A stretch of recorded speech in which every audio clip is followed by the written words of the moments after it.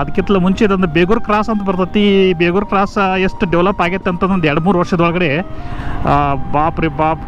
ಮೊದಲ ಒಂದು ಗಾಡಿ ಇರ್ತಿದ್ದಿಲ್ಲ, ಒಂದು ಅಂಗಡಿ ಇರ್ತಿದ್ದಿಲ್ಲ. ಇಲ್ಲಿ ಏರ್ಪೋರ್ಟ ಎಷ್ಟು ಟರ್ಮಿನಲ್ 2 ಎಷ್ಟು ಫಾಸ್ಟಾಗಿ ಬೆಳವಣಿಗೆ ಆತ ಅಷ್ಟು ಹೆಚ್ಚಿಗೆ ಡೆವಲಪ್ ಆಕತಿ. ರೋಡ್ ಇಲ್ಲೆಲ್ಲ ಸಿಕ್ಕಾಪಟ್ಟೆ ಟ್ರಾಫಿಕ್, ಈ ಥರ ಕ್ಯಾಬ್ಗಳು, ಡ್ರೈವರ್ಗಳು, ಊಟ ತಿಂಡಿ ತೀರ್ಥ ಹೋಟೆಲ್ಸ ಭಾಳ ಅದ ಇಲ್ಲಿ. ಆಫ್ಟರ್ ಲಾಂಗ್ ಟೈಮ್ ಮತ್ತು ಹೊಳ್ಳಿ ನಾವು ಫೀಲ್ಡಿಗೆ ಇಳಿದು ಬಿಟ್ಟಿವಿ.